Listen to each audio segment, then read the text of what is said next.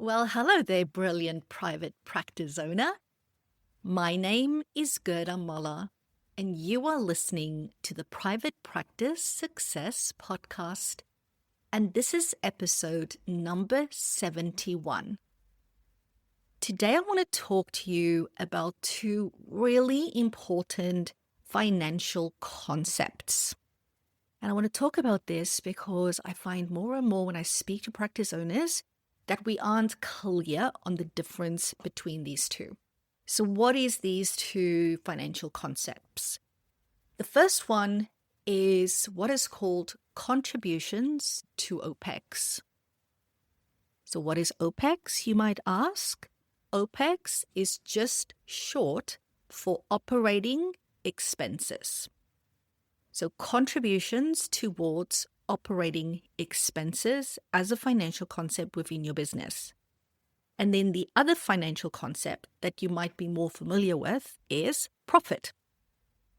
And it's really important to understand how these two are different because I find that people confuse these two all the time. Now, if you're listening to this and you go, I don't get up, sweet. I'm glad you get it. You might still learn something from this podcast, I'm hoping. However, you will be really surprised, and I'm constantly surprised at how many people don't fully understand the differences between these two. And there's no judgment in that, right? I'm not saying that in a condescending manner or that you don't know what you're doing. We did not study accounting at university. Maybe some of you might have, but I know I didn't. And accounting sure as hell isn't a included subject as part of your psychology undergrad degree, honors degree, or master's. Well, at least last I checked.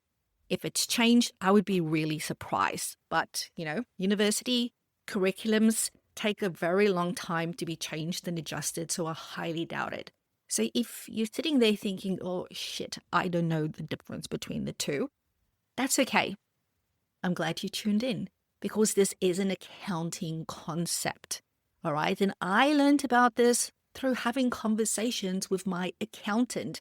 And I once sat in a meeting hearing this term and going, what the hell are you talking about? And that is literally what I would say in the meeting, because I know that there's things that I don't know, and I will be asking if I don't know. All right. So let's talk about this. But before we do, I really want to make this point. If you are sitting there thinking, yes, I don't know, or maybe I'm not 100% sure as to the differences between these two things, I want you to think if you as the practice owner don't know the difference and don't understand both of these two concepts properly, then we can't expect our clinical team or our admin team for that matter to understand the difference. And if they don't understand it, they're going to come to you with certain requests that you're going to want to pull your hair out as a result. And it's not their fault because they don't understand it. So if your admin team is constantly coming to you saying, oh, we should just waive that cancellation fee, we should just waive that no-show fee, or these clients have requested, we bulk bill, I think we should really do it, they're really struggling. It tells me they don't understand the difference between those two concepts. If your clinical team is coming to you asking for consistent raises, so they're not waiting for their annual salary review and they just, knocking on your door saying, hey, I want a $10,000 increase or I'm gone, or your contractors are coming to you and saying, hey, I want to earn a larger percentage or I want to up my fixed rates that I'm charging you, and they know that you've not even increased client fees in the last 12 months, it also tells me that they don't understand the difference between those two. But this is really where if you as the practice owner understand these concepts, when you are having those conversations, you can also have conversations with a team member that understands it too, that have already put their request, whatever that might be, through that filter of going, have we thought through all of these things? And if not, it's our job to sit with them and help them. I can tell you now, a lot of the conflict that happens within group private practice is a result of practice owners expecting the team to understand business concepts when it took us forever to understand it. And it can be very frustrating talking to somebody that doesn't understand those concepts, but it's not their fault. They also didn't study business. They also didn't study accounting. So it's really our job to feel safe enough to also talk and communicate with our team about these concepts. So they can understand that when we say no to something, it's not because sometimes we want to say no, it's because we have to say no. Sometimes our hands are tied as a result of variables outside of our control. Sometimes our hands are tied as a result of what the numbers says.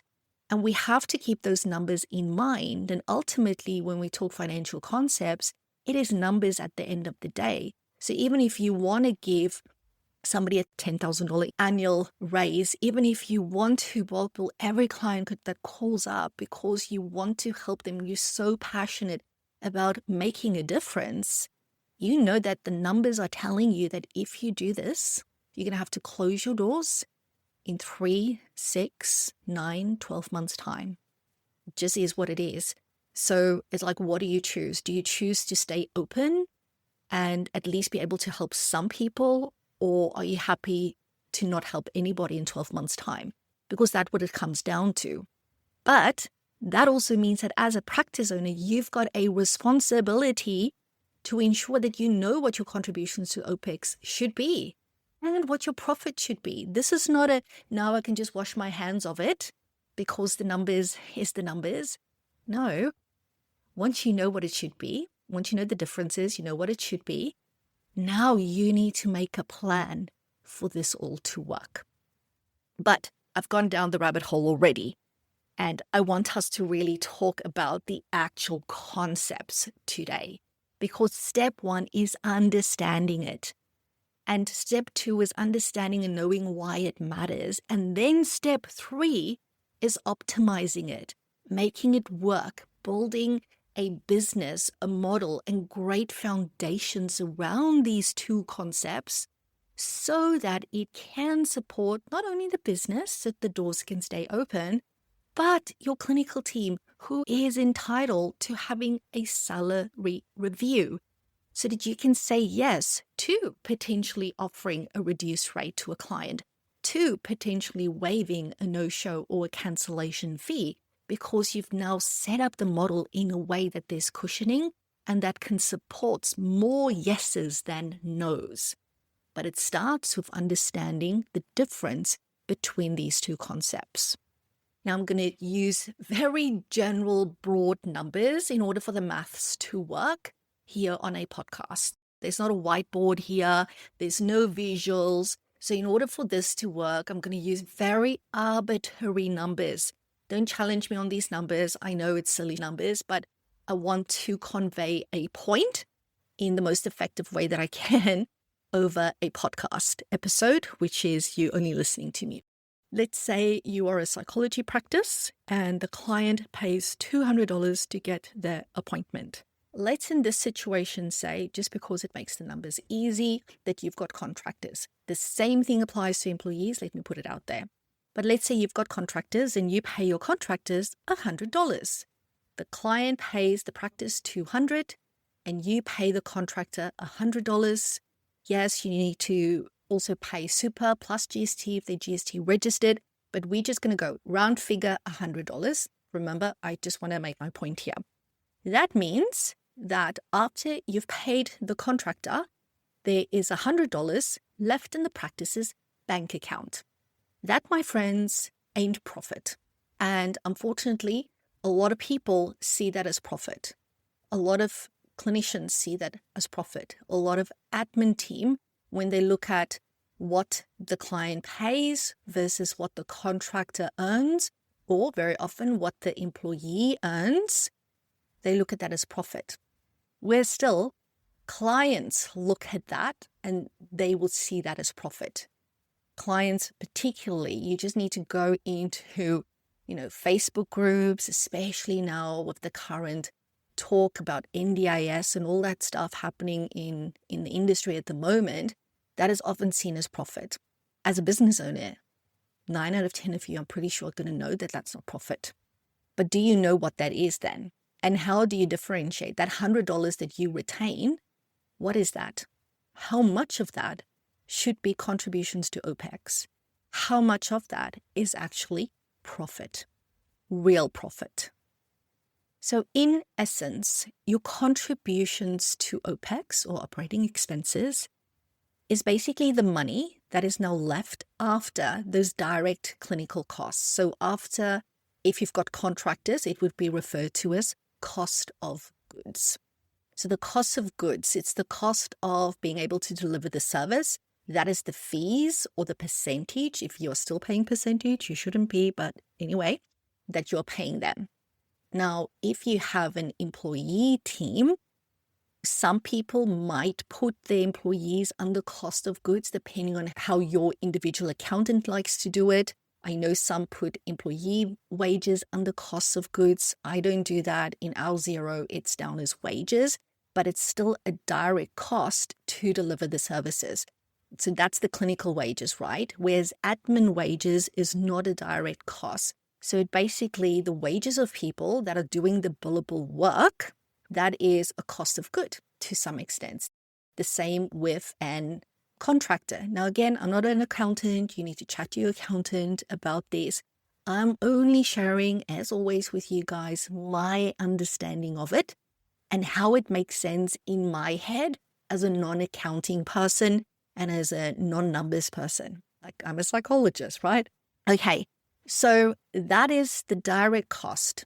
Now, after you've paid the direct costs, which could be your contractors or your clinical team members, the people doing the billable work, now you've got a shit ton of other costs and bills that you still need to pay. Stuff such as your rent. Now, if you've got a telehealth business, not a problem for you, but most of you, including myself, I don't have a telehealth business. I've got an in-person practice. Currently, we've got 3 locations, looking at starting a 4th. We do have a telehealth team attached to each location, but predominantly we pay rent, and rent is pretty expensive, take it from me. Then you've got your admin wages, people not doing billable work, which can be your reception, your practice manager. You might have an in-house bookkeeper. So all that administrative wages. Then you've got all your freaking subscriptions. You know how many freaking subscriptions we have? It's like, it feels like it's never ending, but you need them. Then, of course, there's insurance that we need to pay. Then there is accounting fees. There is marketing costs, superannuation. A lot of you will be paying payroll tax. Then we've got professional development budgets. Then we've got budget for tools and equipment. Maybe your computer at the front desk has just stopped working. Maybe the printer needs to be upgraded. Anything can go wrong at any time. Maybe the rooms are in need of a new paint job because you've been practicing there for the last 5 years. Maybe you need to replace a couch. And then utilities, internet, phone, aircon, electricity. The list goes on and on. And don't forget freaking stationery, okay? I must say, since we've gone with electronic files, our stationery budget has significantly declined. However, if you've got a child in a lesson practice like I have, you still need to buy a shit ton of stationery and resources for child clients, which we love to do. But everything needs to be considered. So all of that is operating expenses. So after you've paid your contractors, after you've paid your billing team that does the billable work, your clinicians, whatever's left in the business bank account, then first and foremost goes towards paying your bills so you can keep the doors open. And you as a practice owner needs to know what that is, because that's the contributions to operating expenses that you need to be able to have in your bank account so that you can cover those operating expenses. Do you know how much that is? Very important question. And then what is left after you've done all of that is profit. Now, if you are a profit first advocate like I am, you will take out your profit first. But I'm not going to go down that rabbit hole today because before you can even do that, you need to understand these two concepts. These things like little dominoes. You need to put one domino up, then the next one, then the next one. And when you're done, then you can press the first one down and everything builds on the other one. It's all like sequential. So you first need to understand these concepts. You need to know how much is your contributions to OPEX that you need every month. You need to ask yourself, do I have that? Don't I? Because if you're going to take out profit first, before you pay your bills, as per Mike Michalowicz's profit first philosophy, you might find yourself getting into debt because you can't pay your bills. So we need to first start with looking at those contributions to operating expenses. And then whatever is left is your profit. That's the money that's extra after you've paid your expenses.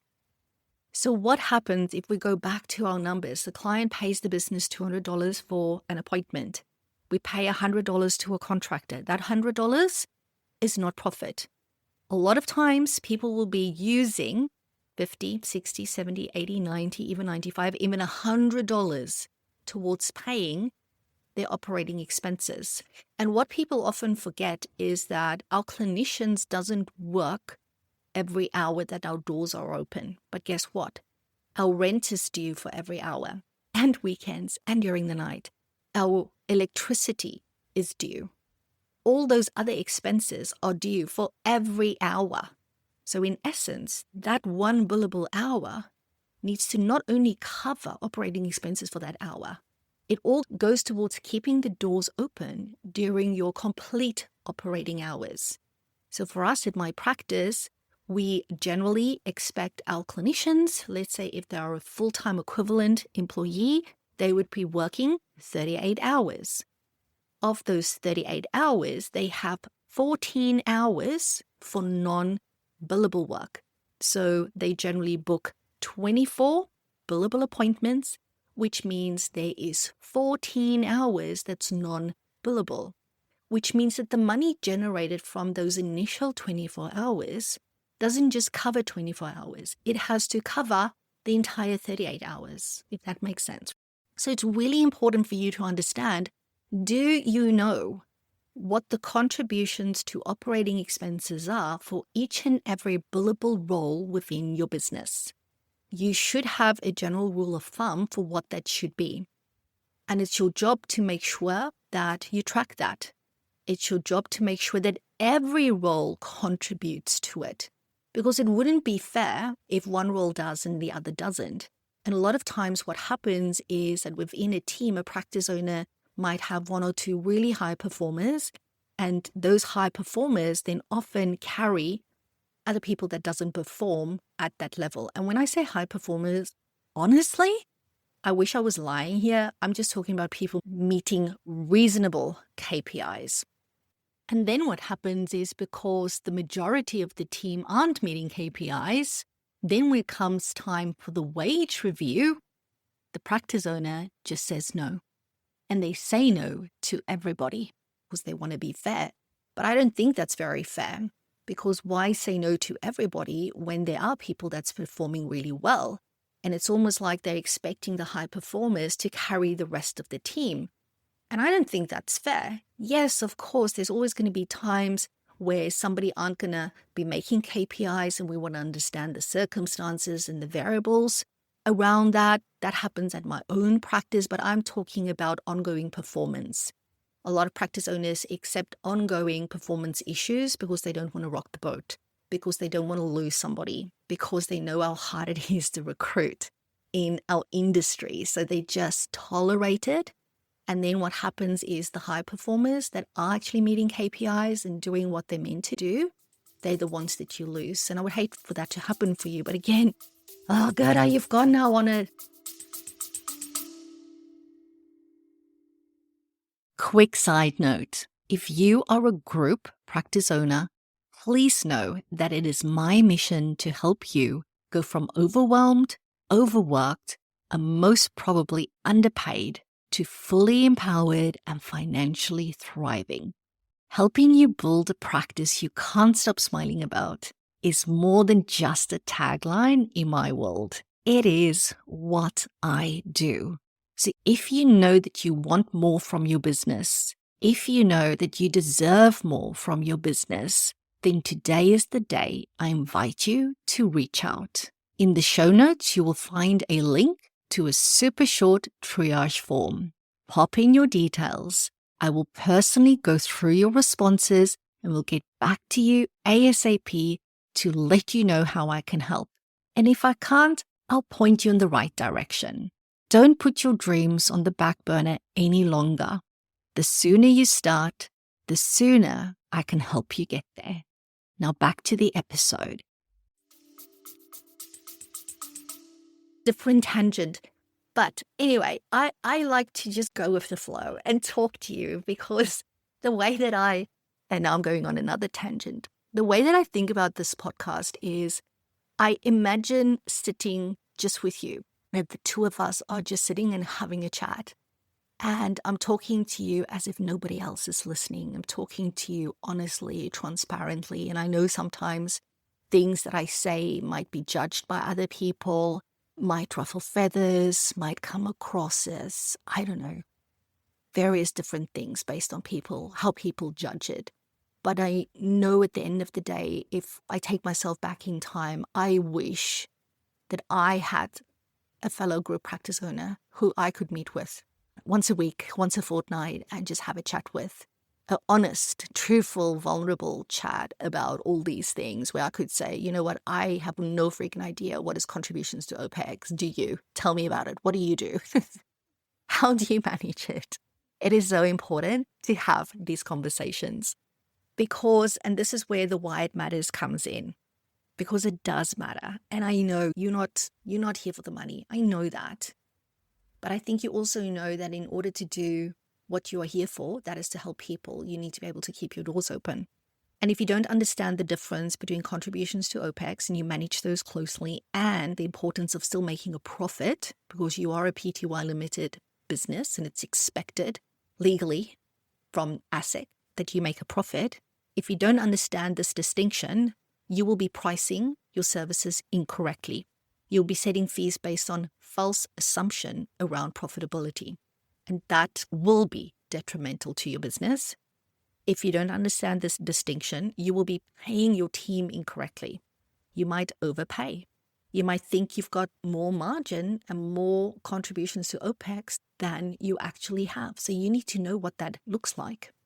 If you don't understand this, you might grow, but you won't be growing profitably. I can tell you that's the worst freaking business to have because it is incredibly stressful. More clients, more clinicians, more revenue does not mean you've got a successful business. Because when there's no money left at the end of the day, it is incredibly stressful. And that is when practice owners burn out. That's when practice owners quietly closes their doors. Nobody knows about it. And then there's less and less providers in the industry. Not understanding the difference between these two things will also make you feel under constant financial pressure. Knowing what's happening is clarity. Understanding these numbers and concepts is clarity. So if you're feeling and if you're knowing or your gut is telling you that currently things aren't adding up in your business, it might have something to do with contributions to OPEX and therefore having no profit in your business. So where do you go to from here? It is really, really important for you to understand that every dollar that comes into your business needs to be allocated with intention. You shouldn't just assume that you're going to have money for A, B, and C. You shouldn't guess, that's enough. Yes, we can pay that. Yes, we'll be able to pay the bills. You can't just hope for the best that come Thursday next week when wages are due that you're going to have enough cash in the bank. You need to start looking at your numbers. I said dominoes earlier on, but it's like layers. Maybe this is a different analogy, like a layered cake. I like my cake analogy much better. I feel like I need some cake after this. So the first layer, number one, is the revenue that needs to come in. And a lot of people, when their business is struggling, they think, we just need to make more money. Yeah, making more money is always helpful, but it doesn't fix fundamental financial misalignment within your concepts and your numbers. So that's the first layer, is the revenue. The second layer is your contractors, so your cost of goods. And of course, then you've got those direct costs for your employees who is doing the billable work. So I'll put it under that cost of goods umbrella. Like, you have to pay that. If you don't have those people doing the billable work, you won't have a business anyway. So that's the second layer. Then the third layer is your contributions to OPEX. So that is the money that you then have left after you've paid your cost of goods and your billable clinicians. Then 4, you pay your operating expenses. And that is that list of example items that I've mentioned earlier on. And then 5, that final layer, what is left in the kitty, is your profit. And you need to look at all of these layers and really ask yourself, am I ticking all these boxes? Have I actually paid attention to what is happening at each of these layers of my business revenue cake? And just as your layered cake, the bottom, the first layer is going to be the largest. And then the second layer might be a little bit smaller, and the second layer and the third layer might be a little bit smaller. And then the next one goes a little bit smaller. So if you think about those layers getting smaller, because you're using the freaking money to pay your people, to pay your bills, to pay your operating expenses, it does become less and less and less. So as a responsible business owner, you want to know, what is those numbers?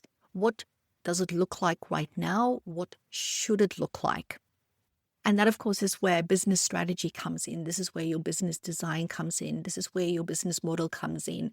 And there's a lot of decisions around margins and all of that stuff that you make as a result of this information. So if you take nothing else from today's episode, I want you to take this with you, that the gap or the difference between what you charge your clients and what you pay your contractors or what you pay your clinicians is not your freaking profit. It is first and foremost contributions to operating expenses. Because as a responsible business owner, you need to pay your expenses. That is running a business that is in integrity. You pay your freaking bills, and it's your job to make sure that there's money to pay those bills. And then what you have, once you've done all of that, what is left over is your profit. Again, there's this part of me, because I follow the profit first philosophy that says, no, Gerda, that is wrong. Profit needs to come first. You need to take it out first. And that is okay if you already have a profitable business. If you already have a profitable business and you are making anything from 5% profit margin or above, then you need to follow the profit first philosophy. You take out profit first. But today I'm talking to people that are struggling out there right now, because I know there's a lot of you. And if you are struggling to get over that break-even line, if you're struggling to get into the black, you need to start with paying your bills, because I don't want that stress in your life. It just makes it worse. And what happens when people have got bill stress? That's when they take out credit cards. That's when they take out additional loans and lines of credits. And I don't think there's anything wrong with that necessarily, but it doesn't fix the problem. I've got nothing against a credit card, a line of credit, or a business loan. But what worries me is when it is used to pay day-to-day operating expenses, and it just gets you deeper into debt, and it doesn't push you to actually fix the problem that is in your business. It is like a stopgap solution. And I guess sometimes that's what you need to do, but I want you to actually recognize and see it for what it is. And if you're taking out credit cards as a stopgap, it's only going to last so long. You're going to be in more debt. And that is where you need to reach out to your accountant. Your accountant will be able to help you to some extent. But when it comes to the business of allied health, that is where somebody like myself, that is an allied health specific business coach, that can really help you make the day-to-day decisions within the business. How do I have those accounting discussions with clinicians that aren't accountants? How do I determine remuneration and pay packages? How do I have difficult conversations around wage reviews, around performance, around KPIs, all of that type of stuff? And an accountant can give you insight into the numbers, but they're not going to be able to help you to translate that back at the practice into conversations with your clinical team.